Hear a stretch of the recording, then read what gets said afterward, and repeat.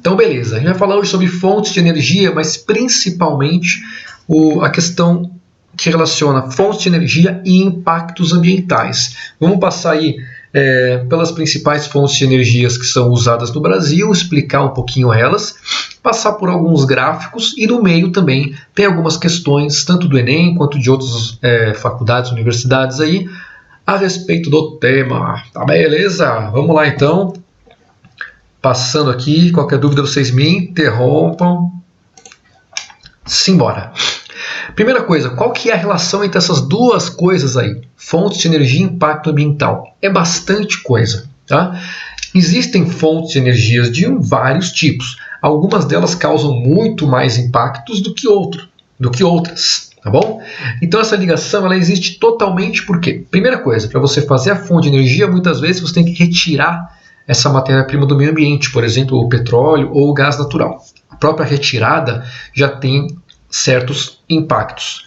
Depois você queima esse material para fazer a geração, ou então faz a geração de algum outro jeito sem ser queima, tá? Mas a geração da energia em cima dessa matéria-prima também pode gerar um impacto. Então o impacto ambiental na geração de energia, ele está em toda a cadeia, desde a extração da matéria-prima até o seu uso para geração de energia, tudo bem? Inclusive depois na transmissão também, na construção de grandes linhas de transmissão, isso também tem um impacto, a gente vai já falar sobre eles aqui, tá bom? Então quando a gente fala de fonte de energia, o impacto ambiental é uma coisa que aparece bastante, porque agora na atualidade a sustentabilidade das fontes de energia está sendo bastante discutida. Então, se essa fonte de energia é sustentável ou não, se ela é renovável ou não, vamos entender também o que são essas duas coisas aqui e qual a relação disso com os impactos ambientais. Tá beleza? Então, eu vou passar com vocês aqui por alguns gráficos, mostrando as bases energéticas, tanto do Brasil quanto do mundo, tanto para energia elétrica quanto para uso energético geral, e vamos discutir um pouquinho das principais vantagens e desvantagens de cada uma das principais fontes de energia. Vamos lá. Primeira coisa aqui, pessoal. Diga. Desculpa interromper, eu queria perguntar se ela está sendo gravada. Yes! Está sendo gravada. Tá bom? Tá bom. Agora, a sua pergunta está para a posterioridade, está aí para a eternidade da internet saber que você queria saber se a aula está sendo gravada, ela está sendo gravada, tudo bem? Pessoal, se vocês estiverem com vergonha de perguntar porque está sendo gravada, não fiquem. Vocês podem ver a aula depois quando vocês estiverem bem velhos e falar, nossa, como minha voz era maravilhosa quando eu era mais novo, né? Mais nova. Bom, temos aqui então dois gráficos aí de 2018, bem atuais, aliás, porque não sei se já existem dados de 2019 divulgados, acredito que não, né? Então tem os de 2018 no relatório mais atual das matrizes energéticas brasileiras e mundiais. E aí, pessoal, tem a primeira diferença. Matriz energética não quer dizer energia elétrica, tá bom? Quer dizer energia no geral. Como assim? Tem energia sem ser elétrica? Claro, né? Por exemplo, o combustível que vai nos carros é a energia que está sendo usada, não é energia elétrica. Tá? Então, essa matriz energética é a energia como um todo, energia usada para gerar eletricidade, energia usada no trânsito, energia usada nas usinas, por exemplo, que tem grandes fornos para fazer siderurgia, coisas assim, que pode usar carvão, pode usar gás, né, em vez de usar eletricidade. Então, é a energia usada na sociedade como um todo. Tá bom? E a gente vê, olhando aqui as duas matrizes energéticas, brasileira e mundial, a gente já vê algumas diferenças e também algumas similaridades. Primeira coisa, a fonte de energia mais usada no planeta e no Brasil ainda é o petróleo e os seus derivados.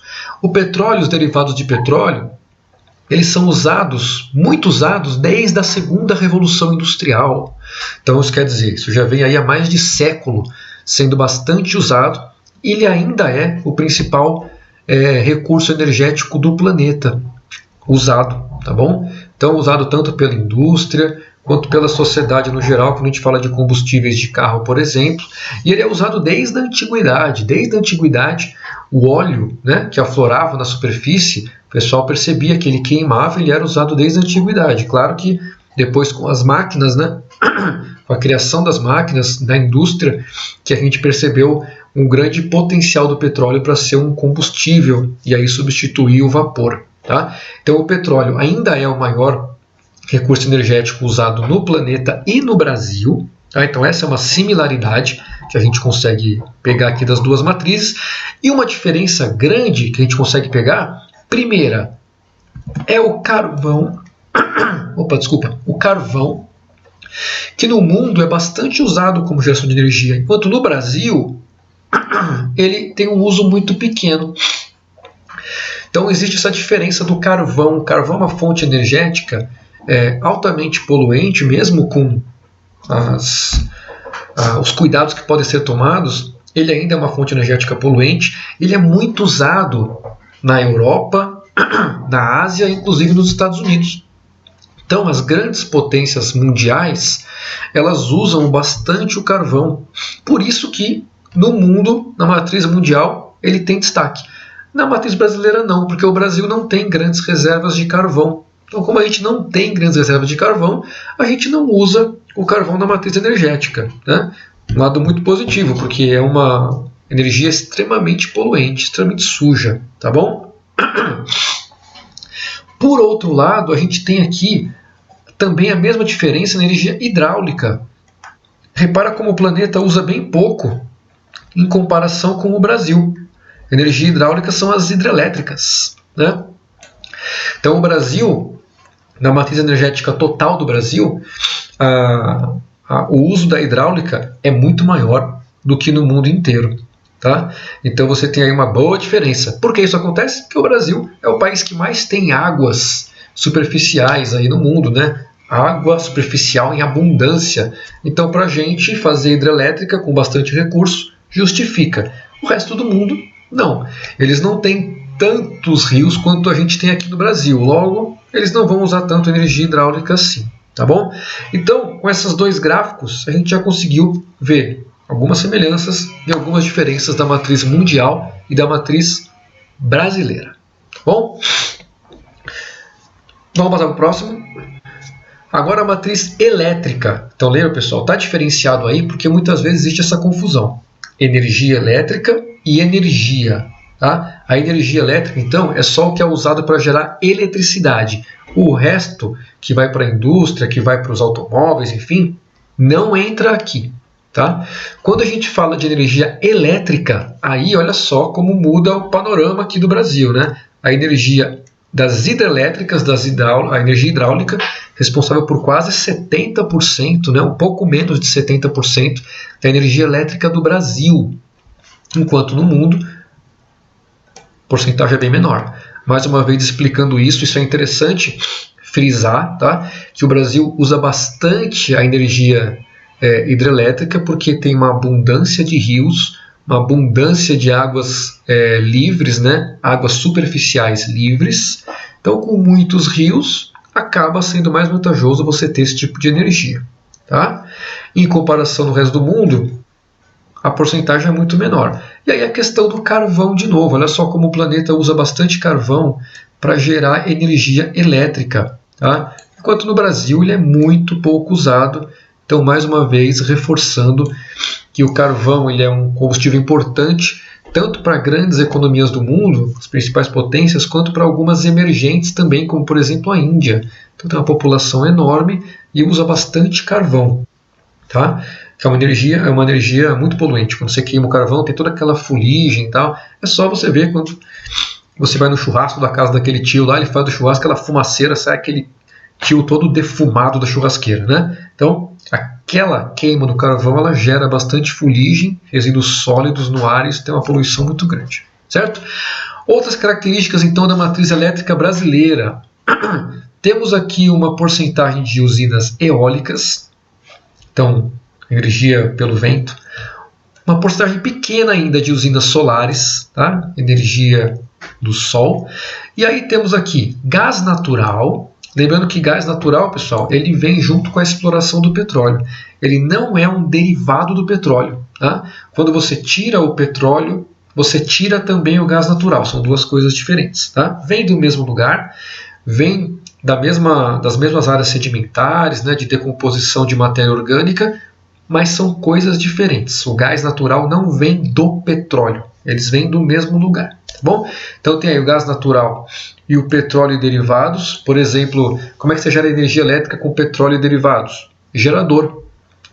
Muitas vezes tem um gerador a diesel. Então, um gerador movido a combustível. Você bota combustível ali e aí ele vai gerar energia elétrica. Então, assim que você pode gerar eletricidade a partir de petróleo, tá bom?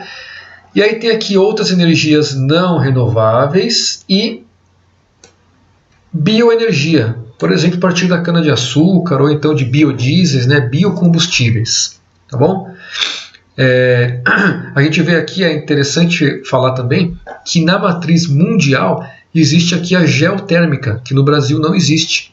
O que é a energia geotérmica? É que você tira a partir do calor do próprio planeta. Então, locais que têm atividade vulcânica em abundância, por exemplo, Nova Zelândia, né? Então, eles têm usinas geotérmicas. São usinas que são colocadas em determinados locais, onde no subsolo você tem um calor muito grande, e eles usam o calor do subsolo para evaporar a água, e esse vapor de água gera energia. Tá? Então essa que é a energia geotérmica. No Brasil a gente não tem ela, tá bom? Beleza? E outra coisa interessante de falar é esse aqui, ó, urânio, que vai representar então a energia nuclear. Olha só a diferença do Brasil para o resto do mundo, né? Muitos países europeus, por exemplo, França, Alemanha, Suécia, né, entre outros, também os Estados Unidos, Japão, eles têm Rússia, tá? Eles têm várias usinas nucleares, e essas usinas nucleares têm uma porcentagem importante nas suas matrizes energéticas, uma porcentagem grande. O Brasil tem isso aí com pouca porcentagem, porque são usinas que precisam de grande tecnologia, precisam do combustível radioativo. Então, o Brasil importou essas usinas da Alemanha, que a gente tem aqui hoje, mas elas não são de grande impacto na geração energética do nosso país. Tá bom? Beleza, pessoal? Tranquilidade? Sim! Maravilha. Então, vamos lá. Os últimos gráficos falam sobre o consumo por setor. A gente fala setor indústria, setor transportes, outros setores, que vai estar, por exemplo, aí o setor urbano, tá? E o setor da própria geração de energia. Então você tem aí Brasil e mundo. Olha só como no Brasil e no mundo, os setores que mais usam energia são, que tem mais destaque, né? No caso do Brasil aqui, transportes e indústria são os que usam mais energia no país. Tá? Então aí quando a gente fala de segurança energética, né, para a evolução da economia, você está falando muito de indústria e transporte, manter as indústrias funcionando, manter a logística funcionando para circular a economia. Por isso que é muito ruim você ter um apagão elétrico no país. Você para grande parte da produção. Repara que no mundo também, ó, indústria e transporte tem uma importância bem grande no uso energético, tá bom? O outros setores aqui encaixa a parte urbana. No mundo tem um uso bem maior que no Brasil, né? Fala, nossa, professor, mas o Brasil não tem uma população muito grande? Tem. O Brasil tem uma população muito grande, uma das maiores populações do planeta, né? Só que o Brasil, ele tem uma coisa que vários outros lugares do planeta não têm. A gente não usa energia para fazer aquecimento das casas. Tá? Então são pouquíssimos lugares no Brasil que contam com aquecimento nas casas. E o aquecimento ele consome energia pra caramba. Então as principais potências aí econômicas do planeta, todas elas têm essa questão do aquecimento. Então locais que têm invernos muito rigorosos. Por isso acabam usando muita energia na área urbana, que é usada principalmente para aquecimento. O aquecimento consome bastante energia, tá bom? Então você tem lá os países europeus, os países da América do Norte, o Japão também incluso aí, a China. Então grandes populações fazendo uso de muita energia para aquecimento. Como o Brasil não tem isso, a gente tem uma diferença grande nessa parte amarela que vai incluir os setores urbanos, tá certo? Maravilha. Vamos passar então por alguns tipos de energia. E aí eu escolhi os tipos que estão aqui porque são os que têm mais destaque, tá bom? começar com a energia hidrelétrica. Vamos ver então algumas vantagens, algumas desvantagens e alguns tipos de impacto que a energia hidrelétrica pode causar. Bom, primeira coisa, ela é considerada uma energia limpa e renovável. E aí tem a nossa primeira palavrinha, renovável. Lá no começo eu falei, né? A energia sustentável e renovável. Vamos falar um pouco sobre isso. O que elas são? Renovável apareceu aqui. Pessoal, energia renovável é tudo que pode ser renovado pela natureza em um curto período de tempo, tá bom? Por exemplo, a energia hidrelétrica é renovável por quê?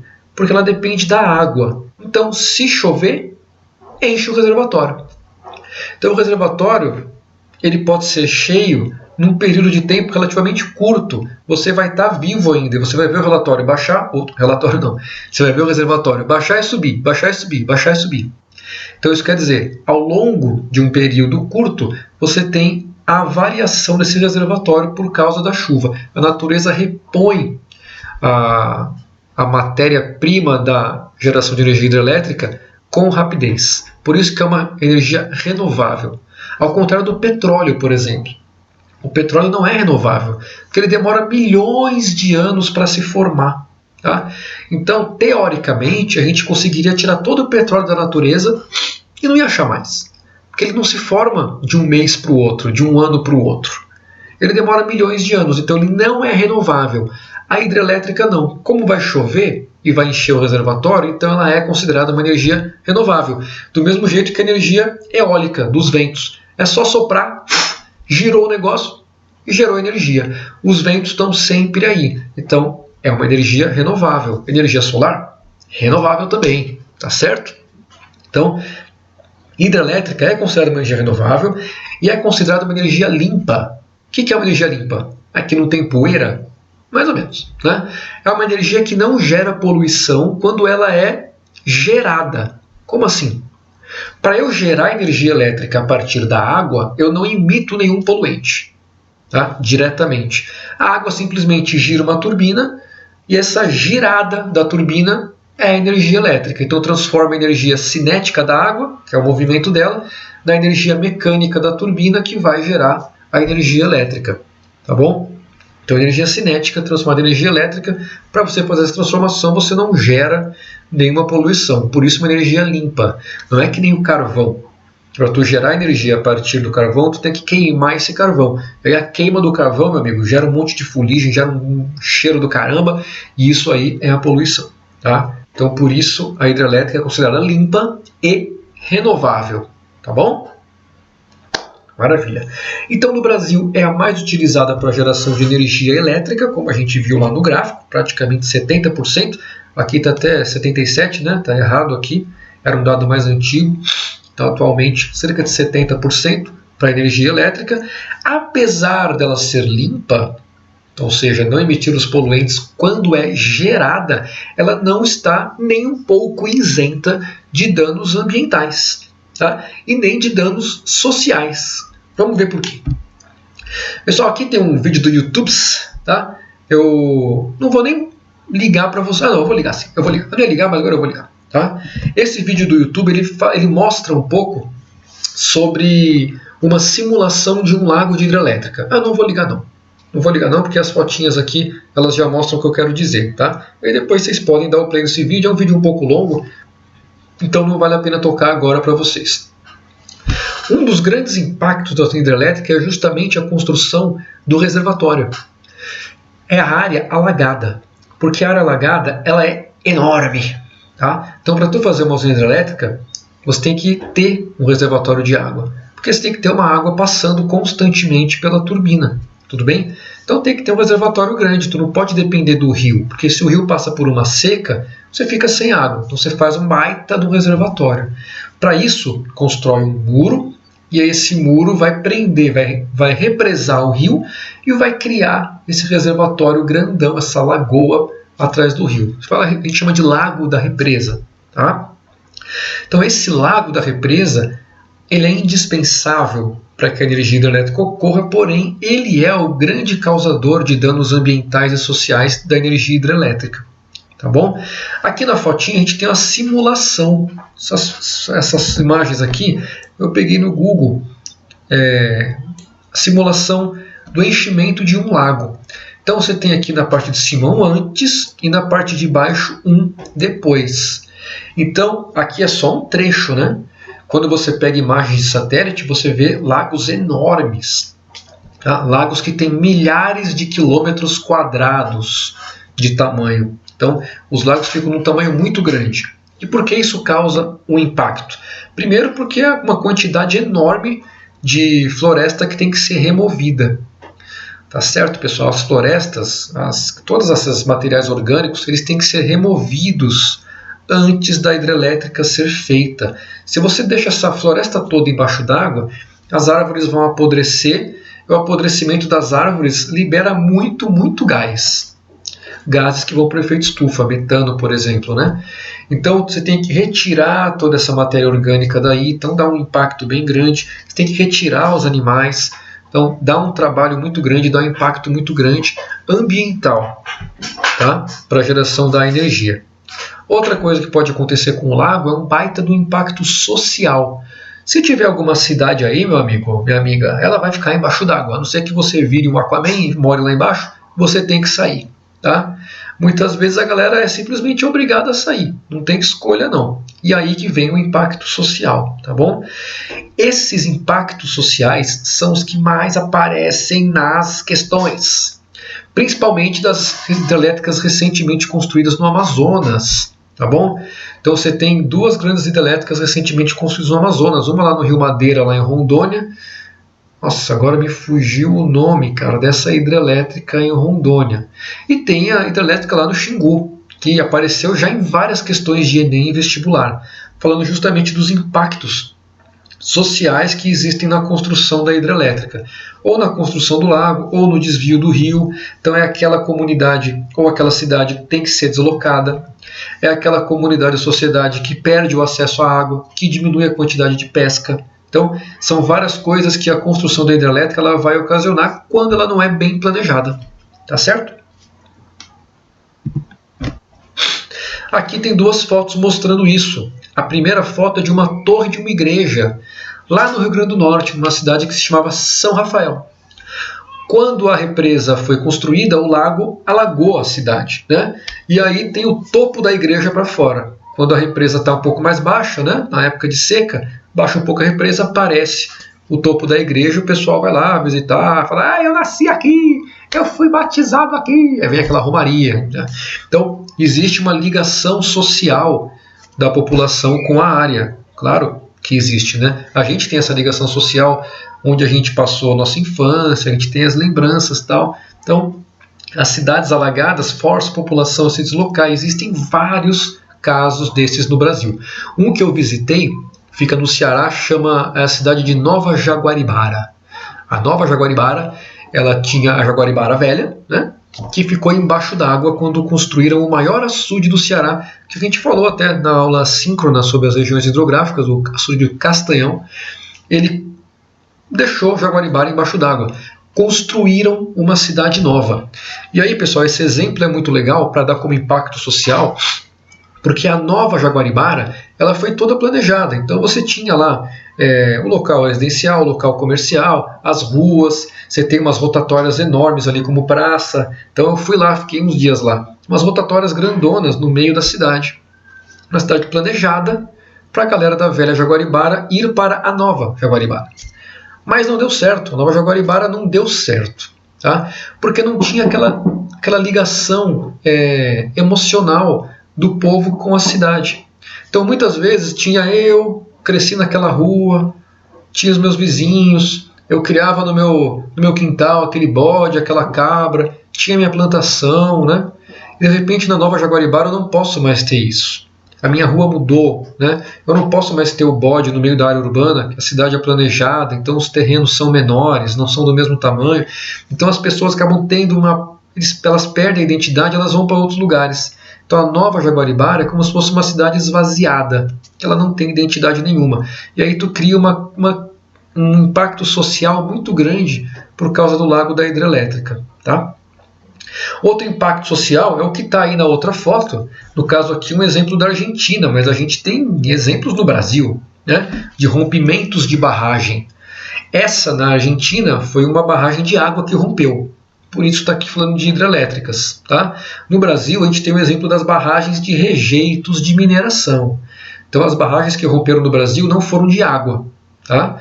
Mas são exemplos de rompimento de barragem. Essa foto da Argentina é um baita do impacto social e econômico de uma cidade que existia lá e foi totalmente deixada embaixo d'água quando algumas barragens de água se romperam. Tá bom? Então, é um perigo que você tem aí de um impacto social e econômico num acidente envolvendo barragens de água. Tá certo? Acho que o exemplo brasileiro mais clássico de impacto das hidrelétricas foi o sumiço das tais das Sete Quedas. Sete Quedas era um baita de um lugar turístico no estado do Paraná.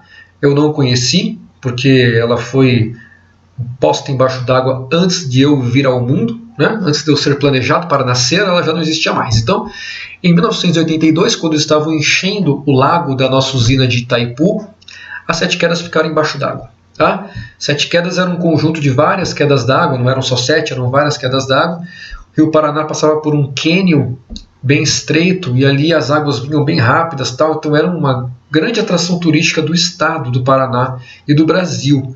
Isso ficou embaixo d'água com a criação do lago de Itaipu. Tá? Então olha aqui na fotinha, essa fotinha aqui de antes e de depois, né? Olha só como o lago ele tem um impacto muito grande na mudança da paisagem. Não são só as Sete Quedas que tiveram que ficar embaixo d'água aí, né? Foi toda a galera que tinha agricultura que morava aí, foi toda a galera que tinha família morando na região há 3, 4 gerações, né? Foram as cidades. E aí você tem o impacto econômico do turismo da cidade que ficava aí perto, que era de cidade de Guaíra. Então, são várias coisas que você tem impacto na usina hidrelétrica. A contrapartida disso qual é? A geração da energia. Tá bom? Porém, pessoal, essas grandes usinas hidrelétricas elas estão deixando de ser tão interessantes assim.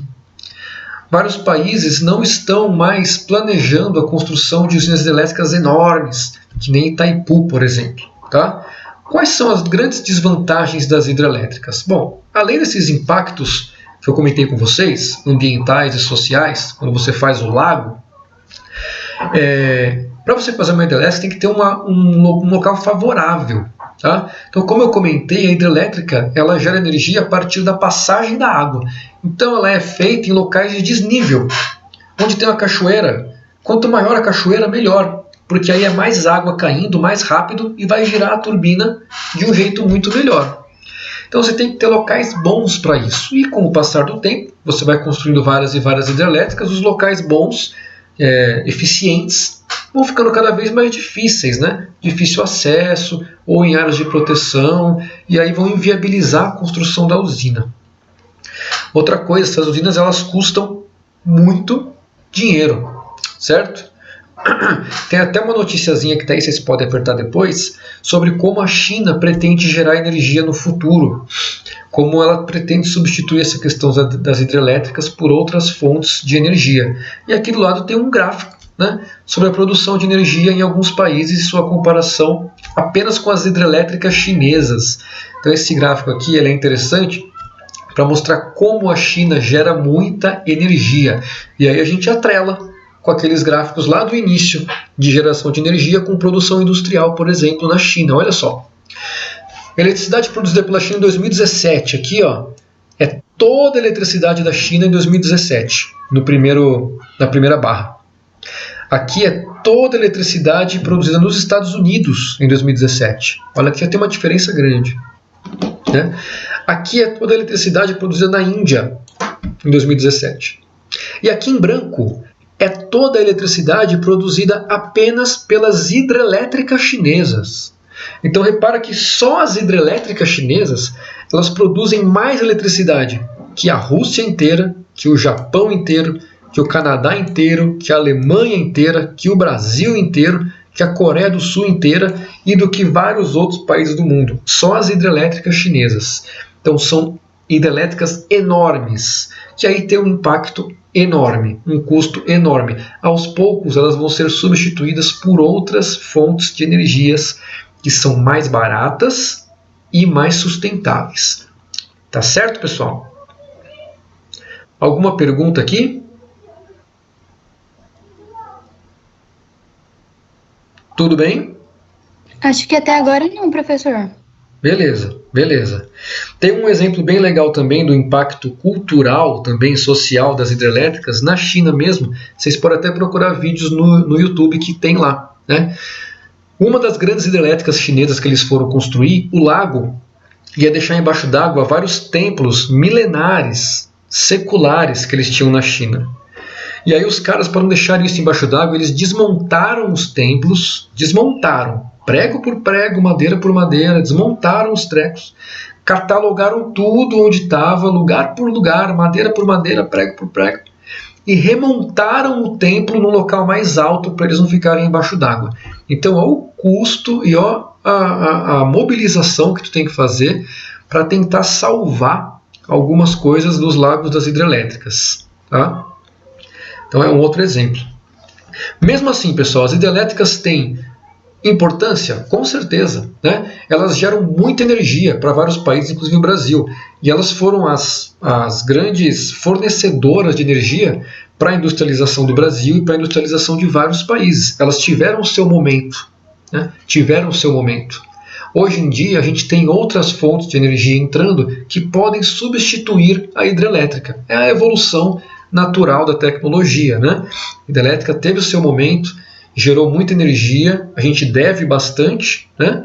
Só que ela causa vários tipos de impacto, lembrem esses impactos que vão ser mais cobrados, tá? Nas questões, e elas tendem a desaparecer no futuro, pelo menos a ser cada vez menos usadas, porque vão ser substituídas por outras fontes energéticas, por exemplo, a energia solar.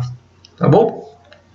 E aí aqui no quadrinho tem algumas observações importantes a respeito disso, que são observações que podem aparecer em questões. Por exemplo, eu já comentei com vocês, a quantidade enorme de energia que a China gera, ela se tornou a segunda economia do mundo, se continuar nesse crescimento pode se tornar a primeira, então a grande quantidade de energia para abastecer essa roda econômica chinesa. Tá? Apenas as hidrelétricas chinesas geram mais que o dobro de todas as usinas do Brasil juntas. E agora um pouquinho para pensar, que é aquilo que eu comentei no início. Por que a China precisa de tanta energia? Então, atrelando a questão da indústria, da população, que lá tem mais de 1 bilhão de habitantes, é o país mais populoso do mundo. Então, por que precisa de tanta energia assim? Né? O que a quantidade de energia pode mostrar sobre as características de um país? Essa questão é muito segunda fase. É muito segunda fase. É uma questão que você pode responder de muitos jeitos. Tá? Então, falando sobre indústria, falando sobre população, enfim, nossa, aí você começa a fazer relação das fontes de energia com outras coisas da geografia, como, por exemplo, a demografia, tá? Como, por exemplo, até clima, que tipo de energia vai estar mais atrelada com clima frio, com clima quente, quais são mais eficientes em certo tipo de clima ou não. Então, a quantidade de energia de um país mostra muitas características dele, tá? Tentem pensar nisso, fazer duas relaçõezinhas aí. Se vocês conseguirem fazer sozinho, essas relações entre energia e características do país, parabéns, tá bom? Ótimo, certo? Deixa eu ver se alguém... Beleza, ninguém perguntou nada ainda, vamos lá então. Legal. Aqui tem uma questãozinha da UEL. Bora lá. A força das águas tem viabilizado a construção de usinas hidrelétricas de grande porte no Brasil, sendo Itaipu o nosso maior exemplo. Tá? Com base nos conhecimentos sobre desenvolvimento e a questão socioambiental, considere as afirmativas a seguir. Vamos lá. Eu vou fazer rápido com vocês. Tá? Primeira afirmativa. A retirada das populações das áreas atingidas por construção de hidrelétricas tem produzido impactos sociais, com o desenraizamento cultural. Sim ou não?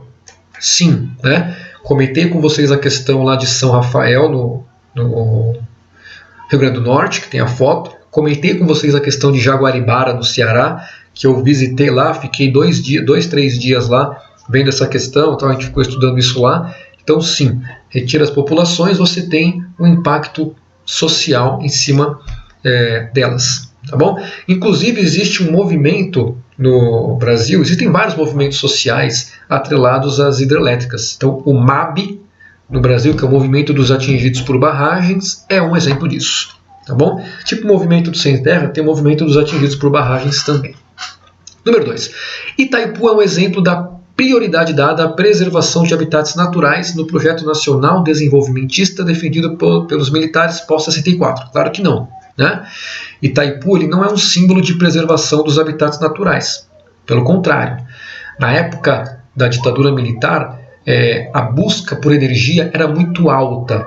Tá? O Brasil tinha sérios problemas de fornecimento de energia naquela época do século XX, ali anos 60, 70. Então, a construção de Itaipu, a prioridade dos caras era gerar energia, não era proteger o meio ambiente. Itaipu veio junto com essa prioridade aí, da época. Tá bom?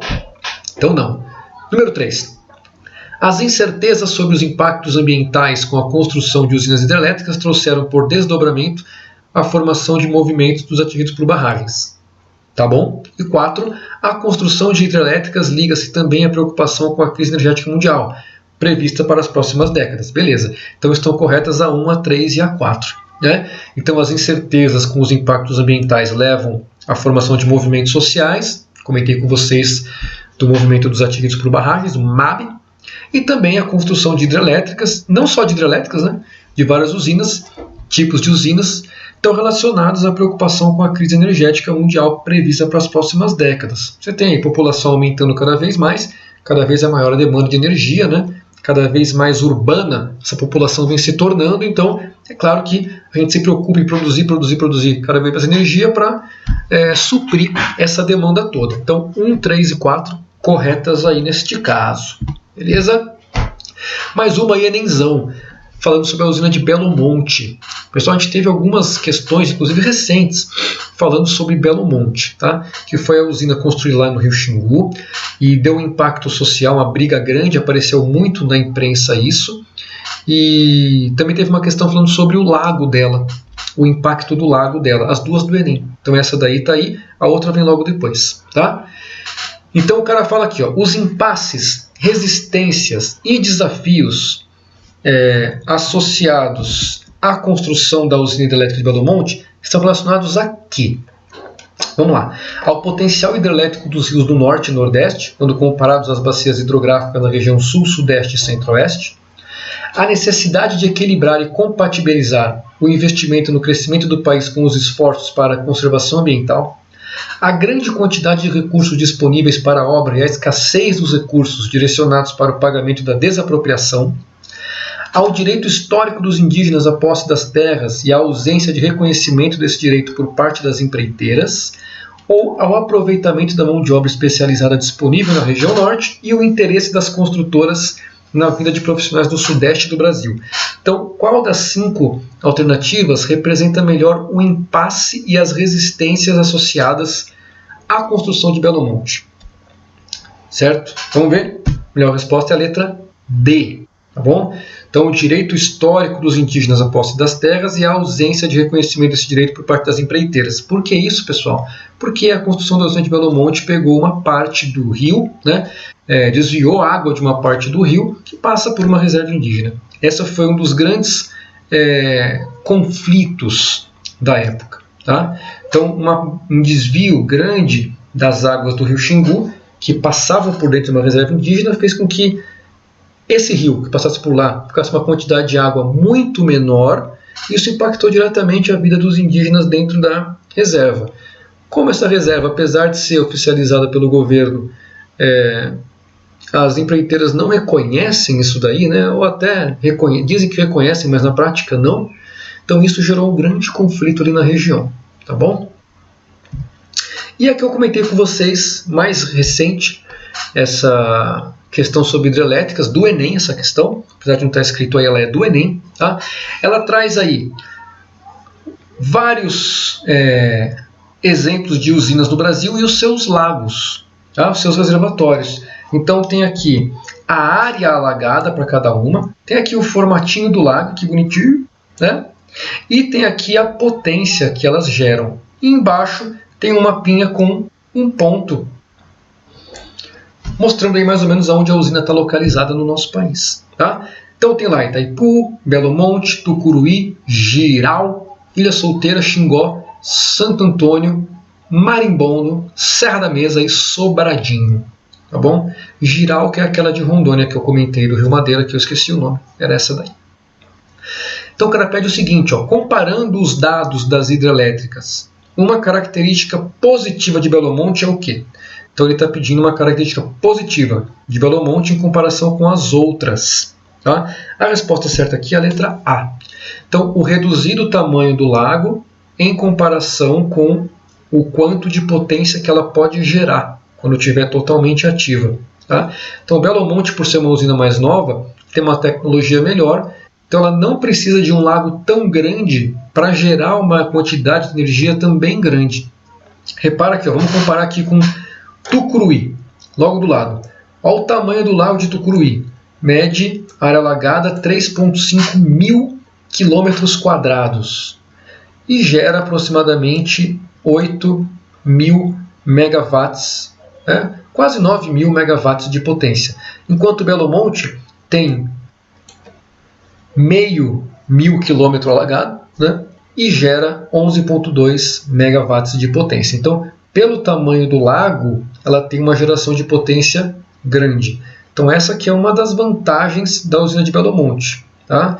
Então quando o pessoal fala, mas ela foi construída, teve todo o impacto, mas ela é muito eficiente. Tudo bem, pessoal, ela pode ter a eficiência que ela quiser, mas nada tira que o local onde ela foi construída gerou um impacto enorme social na galera que morava ali. Tá bom? Alguma pergunta até aí? Tudo bem? Tudo. É assim que Tudo tranquilo, senhor. Sim, que é bom. Então vamos para a energia nuclear, né? Aquela energia dos Simpsons, que aparece o peixe com 3 olhos, e aquela coisa, você entra lá, você sai com um tentáculo, aquela coisa, né? É considerada uma energia limpa, olha só. Ai, professor, mas não polui, não transforma a galera em ET? Não, tá? O que é uma energia limpa? Que nem eu comentei com vocês da hidrelétrica. É uma energia que não gera poluentes quando ela é gerada. Bom, a energia nuclear não solta nenhum poluente na atmosfera quando ela é gerada. Não, ela solta o quê então? Não solta gás radioativo? Não, pessoal, ela solta vapor de água. Tá? Como é que funciona a energia nuclear? A energia nuclear é uma energia térmica. Tá? É uma termoelétrica.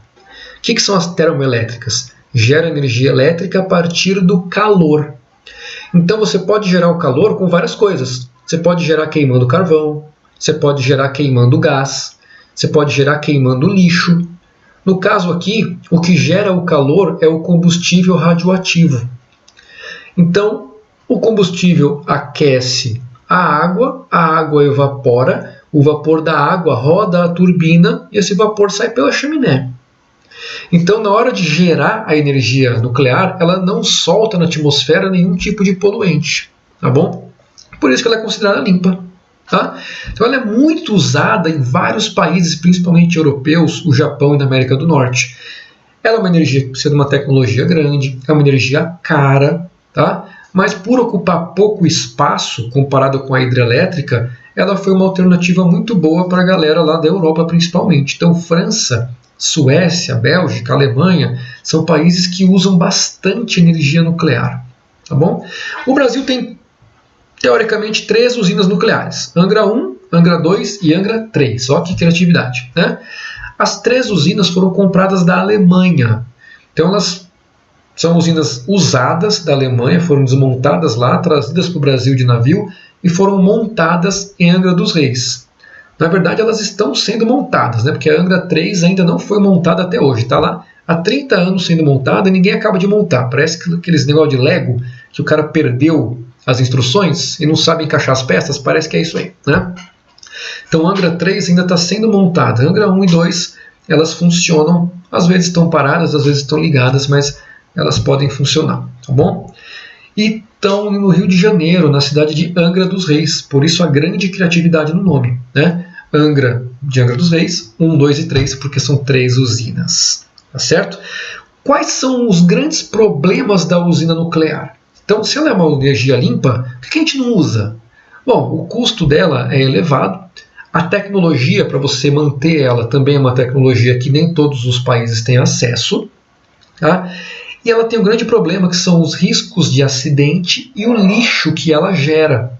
Porque afinal, você pega o combustível nuclear, ele aquece a água, mas ele vai perdendo energia ao longo do tempo. E uma hora tu tem que jogar esse combustível fora. Aí vai botar onde? Né? Ele ainda está emitindo radioatividade. Ele ainda está radioativo, né? Ele ainda está emitindo radiação, quer dizer. Então você tem que guardar esse combustível no local apropriado. Então é muito caro e perigoso você se desfazer do combustível. Esses são os problemas dela. Ela tem a vantagem de ocupar um espaço pequeno e ser limpa. Ela tem a grande desvantagem de ter um alto custo econômico e tecnológico, né? E a desvantagem dos acidentes e do lixo que ela produz. Tá bom? E aí a gente tem 2 exemplos para dar dessas desvantagens. O primeiro é Chernobyl. É o mais famoso, é o maior acidente nuclear da história, né? É uma usina que ficava lá na antiga União Soviética, na Ucrânia. Tem até o seriado do Chernobyl aí, que é super aclamado, pá. Eu nunca vi, então não sei, deve ser bom, né? Esse acidente ficou sendo mais conhecido porque teve um vazamento enorme de radiação. Foi o maior acidente nuclear da história da humanidade. Então era uma usina que existia nas proximidades da cidade de Pripyat, não sei se é assim que se fala, na Ucrânia, e sofreu um acidente cabulosíssimo, né, na década de 80, que gerou um gasto enorme para a União Soviética na época e ainda gera gastos para conter essa radiação e controlar toda a área do entorno, tá bom? Então tá aí uma foto da cidade atual, totalmente abandonada. Essa é uma parte da cidade, né? Então era uma cidade normal, prédio, casa, parque, escola, hospital, que teve que ser evacuada na época da explosão do reator, tá? E algumas fotos da cidade abandonada. Vocês acham na internet várias séries de fotos, tá? Para ter acesso a esse local, ele é controlado pelos militares lá da Ucrânia hoje em dia, então não são todas as pessoas que têm acesso às proximidades de Chernobyl. Existem vários documentários sobre isso, várias pessoas que têm os acessos e tiram as fotos, fazem vídeos e tal. São bem interessantes para quem quiser se aprofundar mais. Procure aí documentários do Discovery Channel, National Geographic, History Channel, que tem disponíveis no YouTube, e falam bastante sobre a questão de Chernobyl, com bastante detalhes. Quem se interessar pode entrar lá para dar uma olhada. Tá? Aqui são algumas fotos para ilustrar, né, que existia uma cidade ativa antes do acidente acontecer.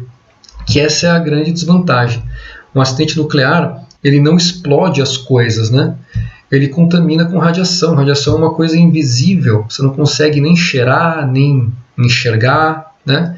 Nem sentir na pele que ela está no ar. Mas ela afeta você, esse que é o grande perigo. Então, a partir da explosão de Chernobyl, eles tiveram que isolar uma área de vários quilômetros quadrados em torno da usina. Então a cidade sai fora, os produtores agrícolas saem fora, as águas ficam contaminadas, o solo fica contaminado, não pode pescar, não pode plantar. Tá? Então você tem uma série de impactos aí que são muito negativos com o acidente nuclear. Outros acidentes nucleares famosos, tem o do Japão, que foi na verdade causado por um terremoto e um tsunami em 2011, na usina de Fukushima, no Japão. Então esse acidente nuclear também fez as pessoas questionarem, né, o uso da energia nuclear para gerar eletricidade. E no Brasil temos um acidente famoso com o Césio, em Goiânia. Não na nossa usina nuclear, mas mostra como o combustível nuclear, a energia, ela não é usada só para eletricidade, pode ser usada para outras coisas. No nosso caso, nosso acidente mais famoso, em Goiânia, foi causado por um objeto hospitalar. Então a radiação é muito usada em hospitais também, tirar raio-x, fazer tomografias, enfim. E aí um material hospitalar abandonado de um jeito indevido, o cidadão lá achou o material radioativo, era bonitinho, brilhoso, tal, esfregou na pele e acabou contaminando ele e a família inteira dele. Diga. Esse seria o Césio 137? Isso mesmo. Isso mesmo. Que aí o Césio 137 é o nome do material, tá? Vocês acham até documentário sobre isso e tal. Inclusive algumas pessoas morreram, né? Tiveram contato com o Césio mais direto, morreram. Outras depois tiveram várias sequelas. o local onde foi ocorrido foi todo concretado, foi tudo demolido, tudo concretado em volta, está vazio até hoje. Todos os materiais que estavam ali, desde cachorro que morreu, concreto, árvore, foi tudo retirado e foi tudo enterrado fora da cidade de Goiânia. Tem um espaço onde essas coisas foram todas enterradas e isoladas. Enquanto elas estão lá embaixo do solo, elas estão protegidas, né? Elas ainda emitem radiação até hoje. Então elas ficam enterradas no subsolo para evitar mais contaminação. Uma coisa hospitalar, né, pessoal? Imagina uma usina inteira quando tem um acidente. Tá bom? Então é a grande desvantagem da energia nuclear. Certo? Alguma pergunta? Tranquilo? Beleza. Vamos para a energia eólica. É a nossa antepenúltima energia aqui. Tá? Energia eólica dos ventos, considerada limpa. Afinal, é só você soprar ali que vai acionar o gerador e gerar energia. Tá? Ela não tem um papel super importante ainda na geração de nenhum país. Ela ainda é uma tecnologia relativamente nova, relativamente cara. Tá? Então nenhum país ainda tem a sua energia totalmente baseada, ou com a maioria da energia elétrica baseada na geração através do vento. Essa energia está se expandindo com o tempo. Tá? O Brasil, inclusive, é um dos grandes países que usam a energia eólica e tem um grande potencial para usar mais ainda. Tá? No Brasil, a gente tem alguns locais específicos para energia eólica, porque afinal precisa de vento constante. E aí nem todo local do país é apto a receber os geradores. Tá? Essa foto aí é lá no Rio Grande do Sul. Eu tirei lá, se não me engano é Osório, o nome da cidade. E até o professor Anderson, né, que já foi lá para o Rio de Janeiro, não está mais aqui, ele dava aula antes lá no Rio Grande do Sul, ele morava aí perto. Então, lá no Rio Grande do Sul você tem bastante geradores. Tá? E no Nordeste do país também. É uma energia bem limpa, porque afinal não emite poluente nenhum. Quando o vento sopra, é só girar ali o gerador, então não emite nenhum poluente quando ela é gerada, tá bom? Por isso bem limpa. Renovável, porque afinal é só o vento soprar, o vento está soprando aí todo dia. Então ela é limpa e renovável, tá certo? Apesar disso, ela não está isenta de alguns danos, alguns impactos ambientais. E os principais impactos dela estão ligados à construção. Tá? Então, a construção das usinas eólicas, dependendo de como ela é feita, como a construção é feita, porque elas ocupam grande espaço, tá? Porque não é só um gerador, você faz centenas de geradores desses, e eles têm que ter um espaço entre um e outro. Então uma usina de energia eólica ocupa um espaço grandão, tá bom? Então na construção dela você tem alguns impactos ambientais, mas são impactos que podem ser contornados facilmente com um planejamento melhor e uma fiscalização um pouco melhor. Vamos dar uma olhadinha em quais são eles. Aí são outras fotos lá do Ceará. Lá no Ceará, na praia de Canoa Quebrada, maravilhosa, né? Inclusive tem um campus lá, já pensei várias vezes em tentar mudar para Canoa Quebrada. Imagina, você está lá, acabei de dar aula, vou ali na praia, né? Canoa Quebrada. Ali no Ceará, nessa parte do estado, ali na praia de Canoa Quebrada, que é um símbolo turístico, para você chegar até a praia, você passa pelo lado dos geradores, literalmente do lado deles.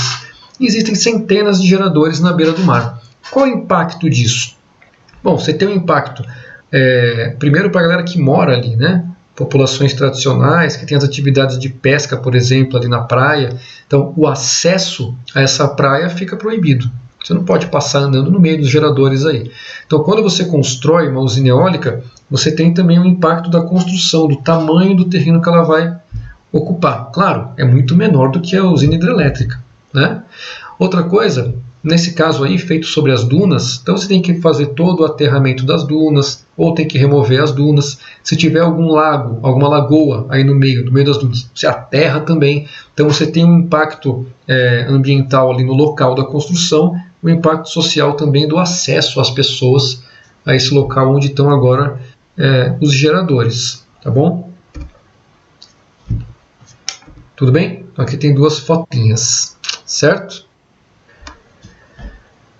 E aqui tem uma questão da Federal Fluminense para a gente puxar um pouco para o clima, tá? Para vocês verem aí um exemplo de questão que vai relacionar clima, uma matéria lá do primeiro ano, com fontes de energia. Ele traz um mapa aqui, no enunciado ele fala, né, da localização dos principais projetos eólicos no Brasil em 2002. Então, acerca dessa localização, o que a gente pode falar? Repara que no Brasil a gente tem aqui, ó, 2 locais principais. Aqui no Nordeste, concentra bastante energia eólica, principalmente no litoral. E aqui no sul do Brasil, são os principais locais de concentração de energia eólica. No resto do país a gente não tem, né? Por que será que só se concentram nesses 2 locais? E por que será que se concentra muito mais aqui no Nordeste, né? O que a questão fala? Bom, vamos lá. Essa localização ela é justificada pelo quê? Letra A. Dinâmica dos ventos alísios vindos das áreas de alta pressão subtropicais ao norte do Equador. Letra B. Alta pressão e aos ventos dominantes na zona intertropical de convergência, localizada nessa latitude. Letra C. Forte influência exercida pelos ventos contralísios vindos das regiões de alta pressão subtropical. Letra D. Atuação constante de massas de ar úmidas que predominam nas regiões de alta pressão subpolar. Letra E. Influência tanto das frentes frias quanto quentes, provenientes de regiões atingidas pela corrente El Niño. Meu Deus do céu, professor, não sei, eu vou chorar, eu vou vender miçanga na praia. Pessoal, calma, né? Algumas letras são muito fáceis de você excluir. Repara só na principal localização, região Nordeste. Quando você fala em região Nordeste, você fala em uma região que está atingida, que sofre muita influência de frentes frias? Não, tá? Então com isso você já tira fora a letra E. Não é por causa da influência das frentes frias que você vai ter a localização dos geradores eólicos onde eles estão. Não é por causa disso. Bom, a região do Nordeste, ela está perto da zona polar do planeta? Tá, né? Tem pinguim lá, né? Urso polar, foca, né? Faz frio, né? Frozen mora lá em Natal, né? Não, né, pessoal? Apesar de Natal estar no Nordeste, Papai Noel não nasceu lá, tá? Então, a região Nordeste ela está muito longe da influência da área polar e subpolar. Então, com isso, a letra D, que fala que a atuação constante de massas de ar úmidas que predominam nas regiões de alta pressão subpolar, é claro que a letra D está fora, porque ela não vai explicar a localização de nada no Nordeste. Tá bom? Ficamos aí com A, B e C. Pessoal, a melhor resposta aqui é a letra A. Tá? Por quê? Vamos lá. Lembrando lá de clima, existem os ventos.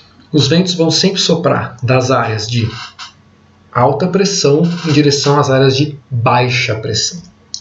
Lembra que a gente tem um direcionamento preferencial dos ventos, né? Saindo da zona tropical, aproximadamente, em direção ao Equador, que é a zona de convergência intertropical aqui. Então esses ventos saem da zona, aproximadamente da zona tropical, e vão em direção à zona de convergência, que fica próximo ao Equador. Tá? Esses ventos são os ventos alísios, certo? Então os ventos saem da área de alta pressão, próximo ali aos trópicos, tá? E vão em direção à área de mais baixa pressão, próxima ao Equador. Então esses ventos alísios são os grandes responsáveis pela concentração de geradores aqui no Nordeste do Brasil. Os ventos alísios fazem um caminho aproximadamente assim, né? Então, como passa aqui pelo litoral, que não tem barreira física nenhuma, esses ventos são constantes o ano todo. Então isso favorece a instalação dos geradores a partir de ventos, tá bom? Eles vêm tanto do sul quanto do norte, né? E se encontram na zona de convergência. O Nordeste do Brasil é favorecido com a convergência desses ventos alísios. Por isso, os geradores de vento estão situados lá. Tá bom? Quando ele fala aqui de ventos contralísios, são os ventos que fazem o caminho contrário. Tá certo? Beleza, pessoal? E aí os caras do Rio Grande do Sul aqui, eles são favorecidos pelas circulações que existem mais aqui na parte subtropical. As células de circulação que existem aqui favorecem os caras, mas elas não são tão boas quanto aqui no Nordeste. Tudo bem? Então os ventos alísios, eles justificam a grande concentração de aerogeradores no litoral do Nordeste do Brasil, principalmente depois que o Brasil faz a curva ali, ó, depois do Rio Grande do Norte. Tá bom? Maravilha! E aqui mais uma questão do Enem, falando do fornecimento de turbinas, 230 turbinas por complexo de energia à base de ventos no sudeste da Bahia, o complexo do Alto Sertão. Beleza. A opção tecnológica retratada na notícia proporciona a seguinte consequência para o sistema energético brasileiro. Letra A, redução da utilização elétrica. Claro que não, né? Você vai botar mais geração de energia porque você vai aumentar a utilização elétrica, não reduzir. Letra B, ampliação do uso bioenergético. Também não. Bioenergia quer dizer energia a partir de alguma coisa biológica, por exemplo, cana-de-açúcar, tá? Milho, enfim. No caso aqui é vento, o vento não é vivo, né? Ah, pessoal, o vento é vivo. Não, pessoal, não é. Tá bom? Letra C. Expansão das fontes renováveis, aí sim, né? Então, quanto mais você investe em energia eólica, mais você está investindo em fontes renováveis, tá bom? Legal. E a energia eólica é uma fonte, além de ser renovável, uma fonte limpa e que gera bem menos impacto do que a energia hidrelétrica. Beleza. Infelizmente, ela ainda é cara, né? E ela ainda é uma tecnologia nova, então ainda está em implantação em vários locais, mas tem uma potencialidade boa para o futuro. Bom? Letra D, contenção da demanda urbana industrial, está errada, porque justamente porque aumenta a demanda urbana industrial que a gente precisa de mais energia. E letra E, intensificação da dependência geotérmica, não.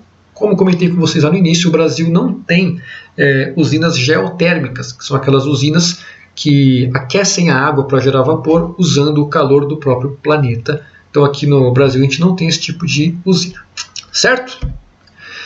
Energia solar. Estamos finalmente acabando aqui nossa live, né? Energia linda, maravilhosa, um baita de um potencial gigantesco para o mundo todo. Energia, assim como a eólica, nova, né? Relativamente nova e ainda relativamente cara, apesar de estar barateando muito, né?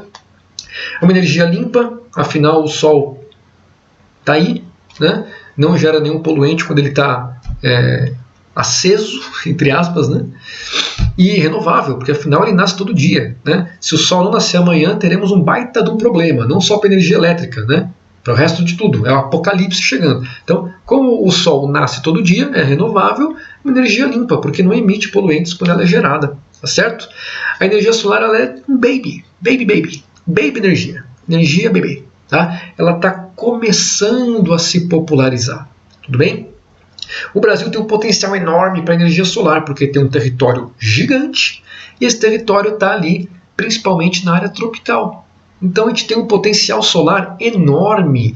Então, de acordo com a AB Solar, que é a Associação Brasileira, né, de Energia Solar, se o potencial energético do Brasil fosse explorado, o potencial energético do Brasil de energia solar fosse totalmente explorado, daria para abastecer 170 Brasis. Caramba! 170 Brasis.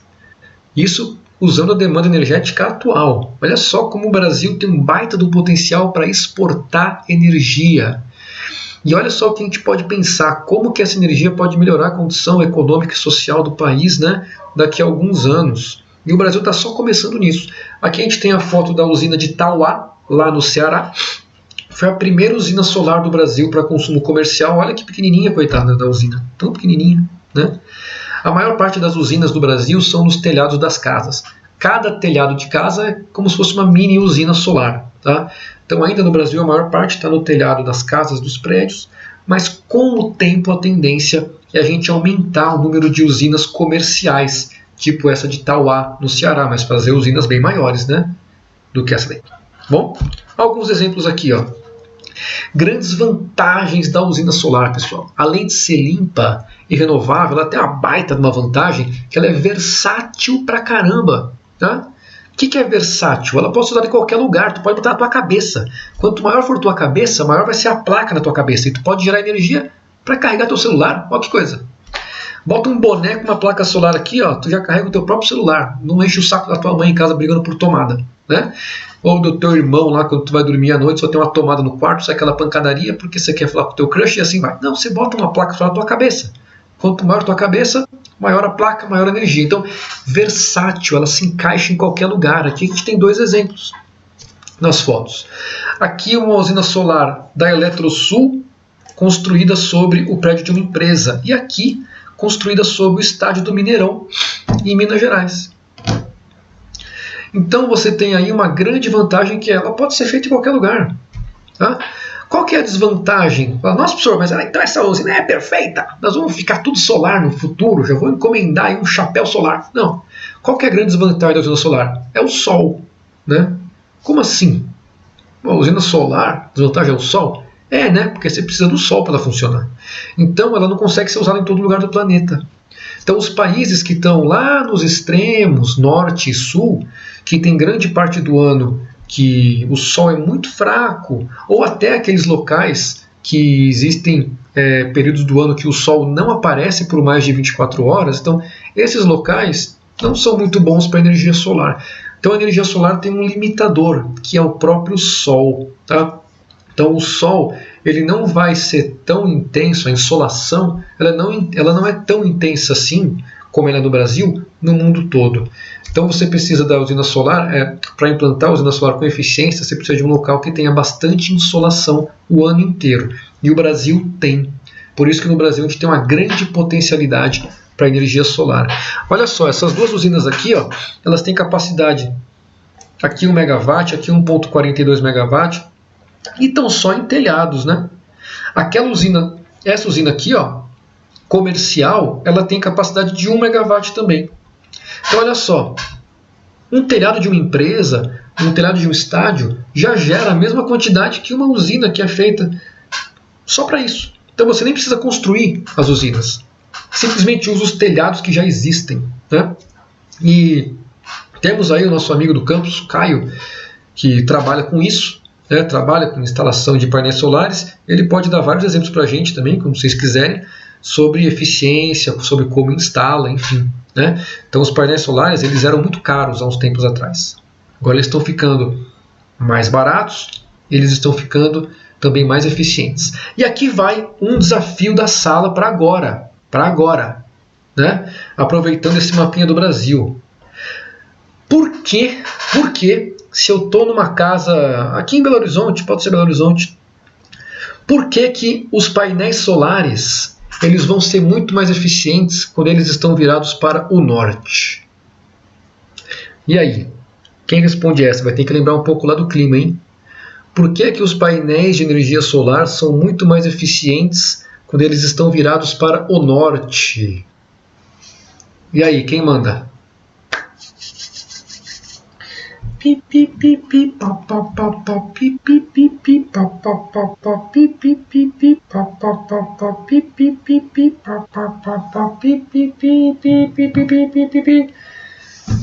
Já deu tempo de pesquisar na internet, pessoal.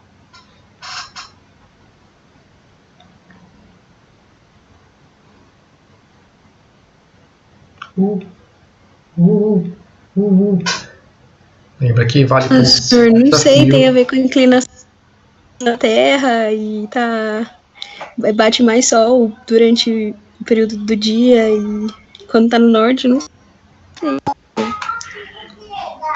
Tem a ver, mas você consegue explicar um pouco melhor?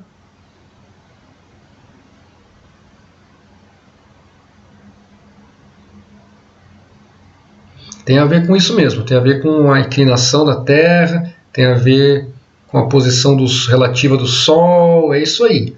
Por que será que os telhados virados para o norte geram mais energia solar do que os que estão virados para sul, para leste ou para oeste?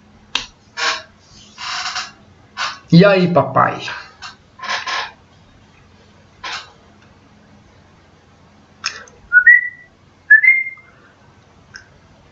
Cinco segundos, hein, para se manifestar. 1, 2, 3, 4.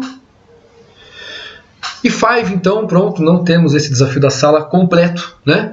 Pessoal, lembra lá que o Sol ele faz um caminho, né? Temos um movimento aparente do Sol que é entre o trópico de Capricórnio, que passa mais ou menos aqui por São Paulo, e o trópico de Câncer, que está lá em cima. Não dá para ver aqui. Então o Sol, com o decorrer do ano, quando é verão no hemisfério sul, o máximo do verão, o solstício, o Sol está bem em cima do trópico de Capricórnio. Então os raios solares incidem a 90 graus em cima do Trópico de Capricórnio no solstício. Lembra que os raios solares a 90 graus são os que dão mais energia. Então, se você tem uma placa de energia solar recebendo esses raios a 90 graus, ela está recebendo o máximo possível de energia. Então, no verão, no solstício de verão, o Sol está aqui. No solstício de inverno, o Sol está lá em cima, no Trópico de Câncer. E aí ele está lá para o norte. Então, se você tem uma casa aqui em Belo Horizonte, os raios solares vão vir do norte iluminar sua casa. Então, o telhado virado para o norte, aqui no Brasil, ele gera mais energia solar, por quê? No verão vai receber bastante energia, praticamente os raios incidem a 90 graus, energia máxima. E no inverno, o telhado que está virado para o norte também recebe os raios solares de frente. No inverno, o telhado que está para o sul não vai receber os raios solares de frente. Então ele vai gerar energia com menos eficiência. Então por isso os telhados virados para o norte, por causa do movimento aparente do Sol, eles vão gerar tanto energia boa no verão quanto no inverno. Tá bom? Então para o Brasil aqui, para o hemisfério sul, os telhados virados para o norte são mais eficientes para gerar energia. No hemisfério norte é o contrário. No hemisfério norte, os telhados virados para o sul que são mais eficientes para gerar energia. Certo? Então esse desafio não foi contabilizado. Tá bom? Então o Brasil tem aqui um enorme potencial, que tem um mapinha de potencialidade de geração solar no Brasil. Olha só aqui as áreas com principal potencial de geração solar. Olha que beleza, né? Que beleza. Eu vou dar mais uma chance para vocês, para esse desafio que passou agora. Uma reposição de desafio. O desafio é agora, então. O que essa potencialidade aí de energia solar no Brasil pode dizer sobre um possível desenvolvimento econômico e social da nossa população? Olha só. Faz o cruzamento dessa área com potencial grande de radiação solar com áreas do Brasil que são mais carentes ou áreas do Brasil que sofrem algum tipo de problema ambiental. Vocês conseguem cruzar alguma coisa aí, fazer uma relação sobre isso?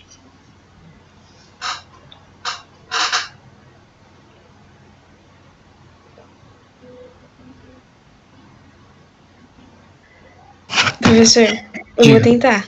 Tente. Essas áreas, no geral, elas estão principalmente mais ao norte, mais pro nordeste, assim, no caso, eu falo norte, mas é mais pro nordeste. Elas geralmente estão em áreas que, como você disse, elas são um pouco mais carentes. A gente tem bastante área que também estão inseridas no polígono das secas e tal, e no geral não abrangem, tirando, né, as capitais que estão marcadas aí, como Brasília, Goiânia. No geral, a gente não tem muito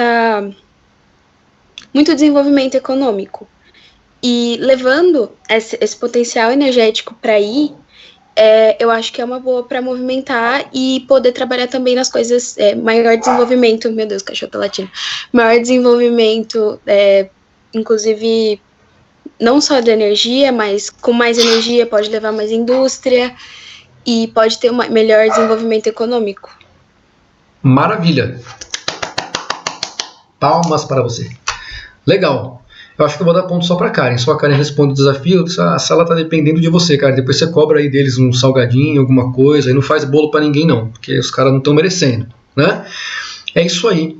Repara só que o cruzamento das áreas com maior média anual de radiação, como por exemplo o polígono das secas, como tu bem citou, né? O polígono das secas é um local no nordeste do Brasil e também no sudeste, né? Pega mais o nordeste, mas pega uma parte também boa de Minas Gerais.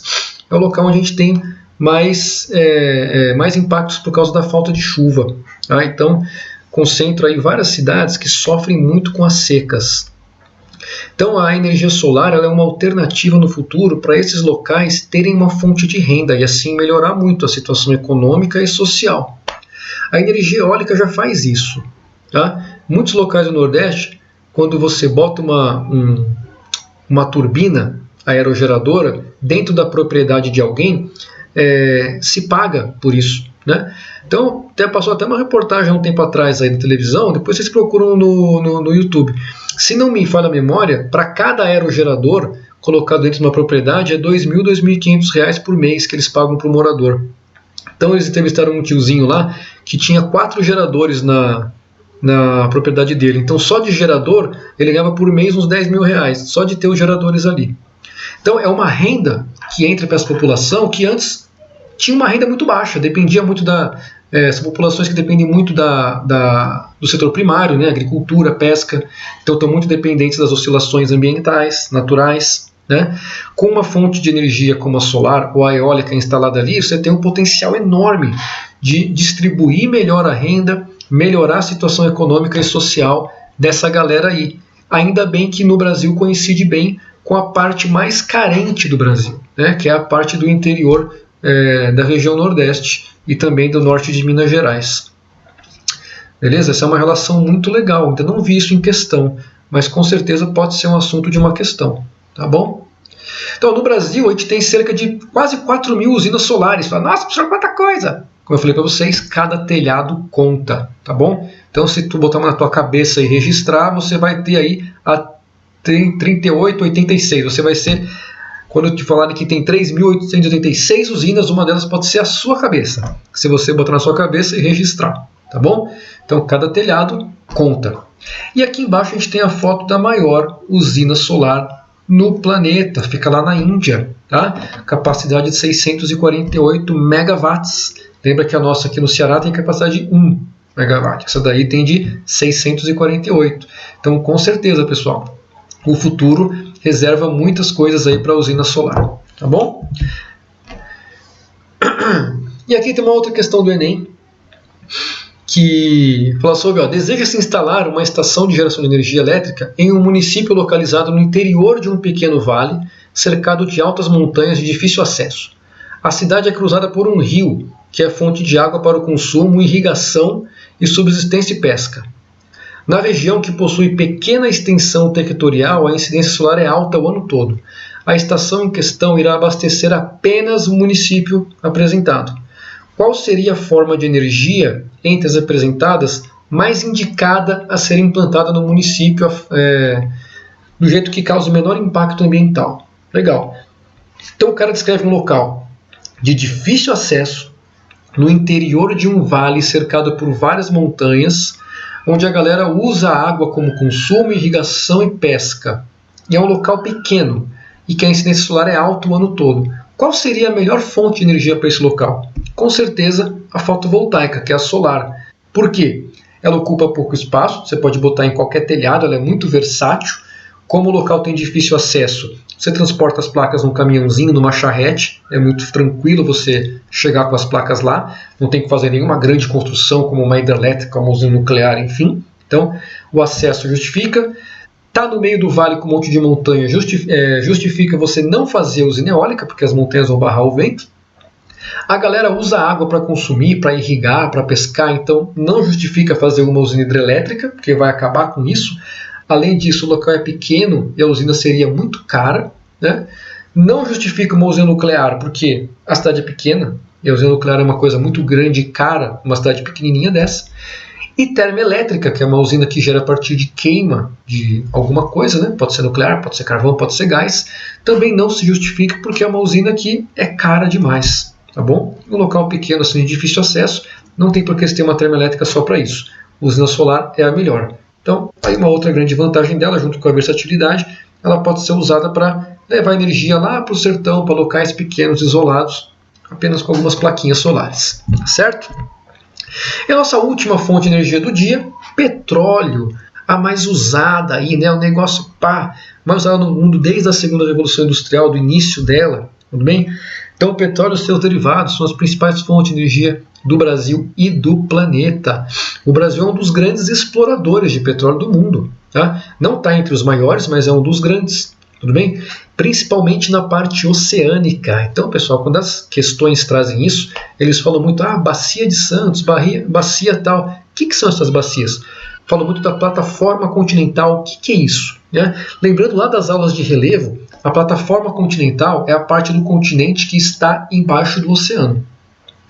Então, nessa parte, você tem a acumulação de vários sedimentos.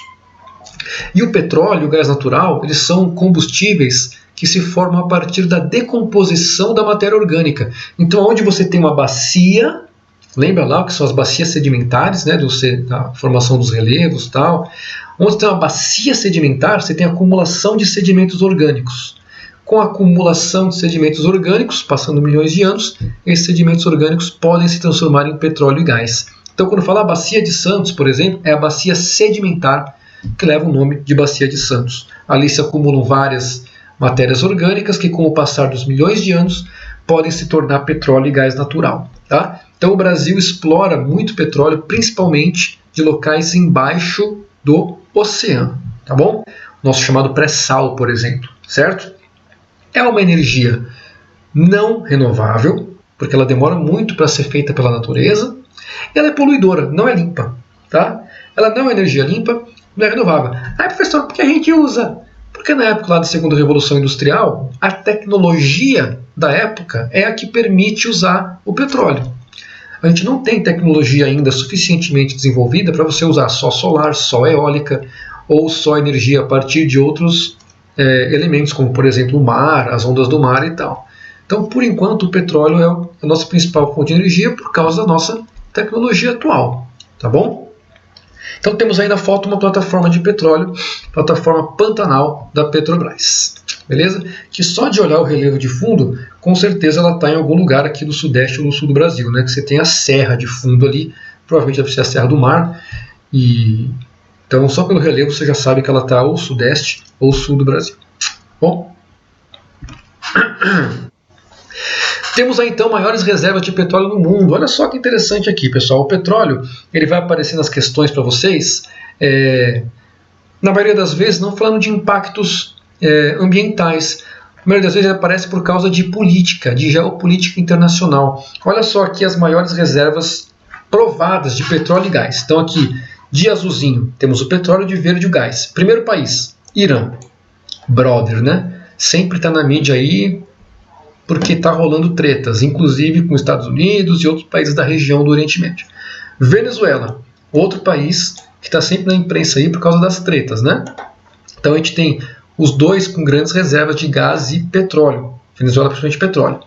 Rússia, outro país aí que volta e meia aparece na mídia também como ator de políticas internacionais. Depois, Arábia Saudita. Mais um brother aí que está lá no Oriente Médio, grande aliado dos Estados Unidos, com grandes reservas de petróleo. Depois a gente tem o Canadá. Aí depois, Catar, Iraque e Emirados, também lá no Oriente Médio. Tá? Aí depois Estados Unidos, enfim, aí já são reservas muito menores. Temos aqui o Brasil, coitado, lá embaixo, né? Com reservas de petróleo e gás provadas aí. Bem pouco quando comparado com os outros. Então, pessoal, quando o petróleo aparece nas questões, ele aparece principalmente atrelado a conflitos e regiões de instabilidade política. Como ele é a principal fonte de energia do planeta ainda, ele é uma fonte de energia que revela muito interesse, né? Então, as regiões onde se concentram petróleo e gás são regiões de interesse internacional, por isso elas têm sempre ali conflitos políticos envolvidos. Então a gente tem vários países do Oriente Médio aí, com as maiores reservas de petróleo e gás. À toa que lá a gente tem bastante conflito por território, tá? Bastante conflito político, historicamente falando, e isso ainda se junta com os conflitos culturais, religiosos da região. A gente tem Venezuela e Rússia. Tá? A Rússia é grande fornecedora de gás natural, principalmente para a Europa. Por isso que a Europa, às vezes, não vai alinhada aos Estados Unidos quando faz as sanções com a Rússia, porque a Europa depende muito do gás natural russo. Então a Rússia tem essa barganha na mão também para agir na geopolítica internacional. Olha só que coisa, né? Então a gente consegue fazer, é legal vocês ficarem espertos, com grandes acontecimentos que se relacionam a petróleo e gás, que esses acontecimentos vão estar relacionados a conflitos geopolíticos nessas regiões onde eles estão mais concentrados. Tá bom?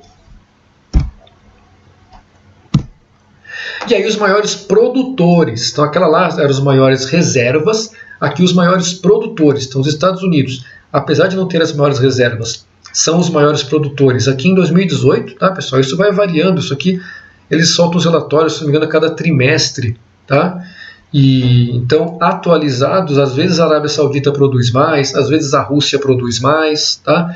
Às vezes Estados Unidos produz mais. Então, esses três aqui ficam se alterando, tá bom? Mas são os 3 maiores produtores de petróleo do mundo. E a gente tem o Brasil aqui em 10º colocado, 1, 2, 3, 4, 5, 6, 7, 8, 9, 10, isso. O Brasil em 10º colocado como o 10º maior produtor de petróleo. Bom? Beleza, então isso aqui é para ilustrar para vocês aonde estão as grandes reservas e quais países produzem mais essa energia. Tá? Aí no Brasil a gente tem as principais áreas de produção no litoral, estão aqui de verde, tá bom? Tem algumas áreas no interior também, que são produzidas dessa maneira aqui, ó, nos cavalinhos, os chamados cavalinhos, né? Cavalo de pau, enfim, cada lugar chama de um jeito. São essas bombas que vão bombear o petróleo do subsolo para a superfície. A gente tem zonas de produção em terra no Nordeste e no meio da Amazônia. No meio da Amazônia, a Petrobras tem uma unidade grandona lá de produção de petróleo. Então esse é mais um interesse que existe na Amazônia. Pô, não tem um baita de um rio lá? Não tem uma baita de uma bacia sedimentar na Amazônia? Então você tem muita acumulação de sedimento orgânico há muito tempo lá. Então tem ali reservas de petróleo. E para piorar ainda a situação, o interesse é grande porque é um petróleo de alta qualidade. Geralmente o petróleo brasileiro ali no litoral tal, aí é um petróleo que não é de tão alta qualidade, tá? Quanto o petróleo retirado lá no Oriente Médio, por exemplo. Só que na Amazonas o petróleo é de uma qualidade superior. Então isso aumenta ainda mais a pressão por aumentar áreas de exploração dentro da Amazônia.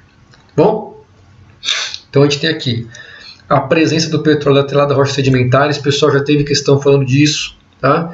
Você vai ter petróleo, gás natural, carvão, são combustíveis atrelados a rochas sedimentares. Isso quer dizer, eles não são achados em local de predominância de rocha vulcânica nem de rocha metamórfica, certo?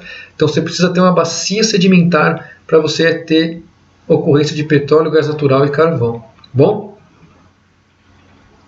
Beleza? Aqui é só para ilustrar as plataformas de petróleo, as diferentes plataformas de petróleo. Tá? O mais interessante aqui é só para ver as profundidades. Ó. Algumas alcançam mais de 2.000 metros de profundidade, então mais de 2 quilômetros, e alcançam muito mais do que isso, né? Quando vão fazer exploração no fundo do mar.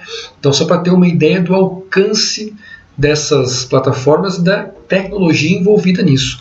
A Petrobras é uma das empresas mundiais com tecnologia mais avançada na exploração de petróleo no fundo do mar. Então, uma das grandes façanhas aí da indústria brasileira é essa exploração de petróleo no fundo do mar. Tá bom? Aqui é só para ilustrar. No site da Petrobras vocês acham muito mais tipos de plataforma, características, enfim. Se alguém se interessar por isso, é só entrar lá. É bem didático, bem legal. Vocês acham várias explicações e videozinhos bacanas. Tá? Junto com o petróleo vem o gás natural, que abastece aí as termoelétricas no Brasil, abastece indústrias, em alguns locais abastece até as áreas urbanas, né? Com chuveiro a gás, enfim, fogão a gás. Então ela está atrelada ao petróleo. O gás natural também vem da decomposição da matéria orgânica, mas ela não é retirada do petróleo. Tá? Ela não deriva do petróleo, vem do mesmo lugar que o petróleo. Tá bom? Atualmente o Brasil não é um grande produtor de gás natural. Tá? Então a gente importa o gás, a gente importa bastante gás da Bolívia. O gás é considerado uma fonte energética limpa. Tudo bem? Não é a mais limpa do planeta, mas comparada com o petróleo, ela é limpa e também não é renovável, que também demora milhões de anos, né, para se formar no subsolo.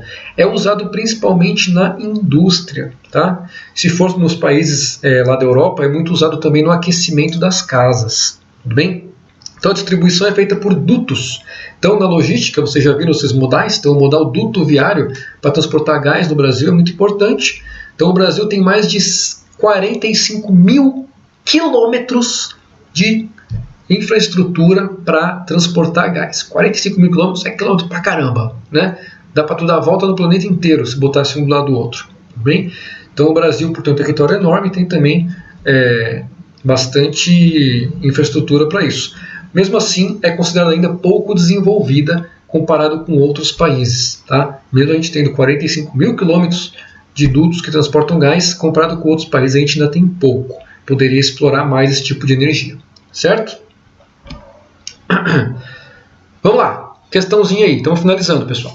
Para evitar o desmatamento da Mata Atlântica nos arredores da cidade de Amargosa, Grande Amargosa, no recôncavo da Bahia, o IBAMA tem atuado no sentido de fiscalizar, entre outras, as pequenas propriedades rurais que dependem da lenha proveniente das matas para a produção de farinha de mandioca.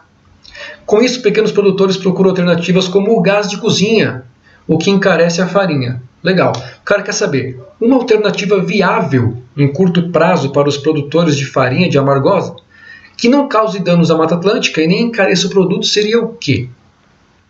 Aí o cara bota, construção de grandes fornos elétricos para torrar a mandioca, plantação em suas propriedades de árvores para serem utilizadas na produção de lenha, permissão por parte do IBAMA de explorar a Mata Atlântica apenas pelos pequenos produtores, construção de biodigestores para a produção de gás combustível a partir de resíduos orgânicos, ou coleta de carvão de regiões mais distantes, onde existe menor intensidade de fiscalização. Não, né? A melhor questão aí é a D, tá bom, pessoal? Como ele fala que é uma alternativa viável a curto prazo, então não dá para você fazer plantação de árvore, que nem fala aí a letra B, né?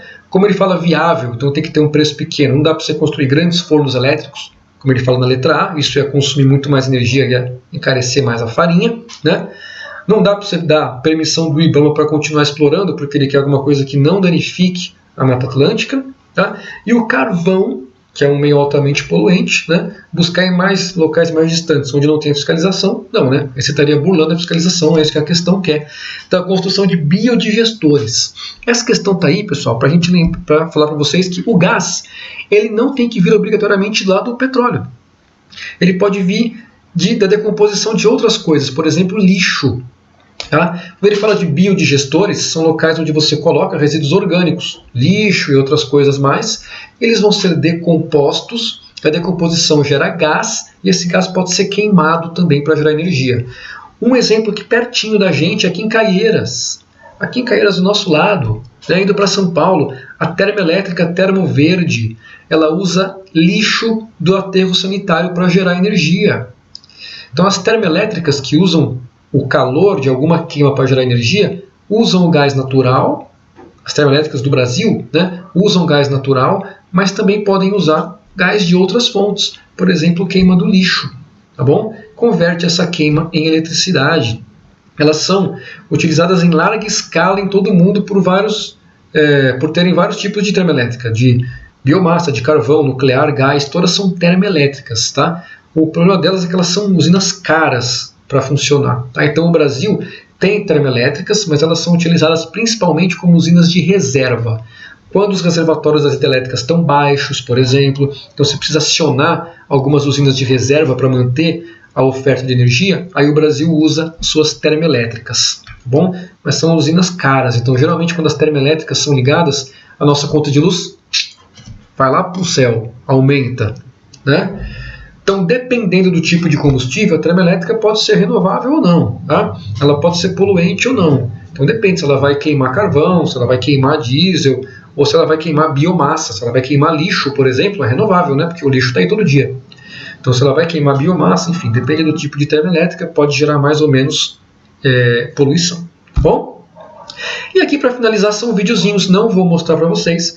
Vocês podem, quem se interessar, pode depois entrar aqui. São vídeos da própria Petrobras, mostrando, esse aqui mostra, por exemplo, o caminho do petróleo, desde como ele é explorado, até como ele passa para as indústrias, até chegar no consumidor final. Esse aqui mostra a mesma coisa, mas com o gás natural. São vídeos curtinhos, pessoal, de 2, 3 minutos, e são bem legais, tá? São umas animaçõezinhas que mostram o caminho aí do gás e do petróleo.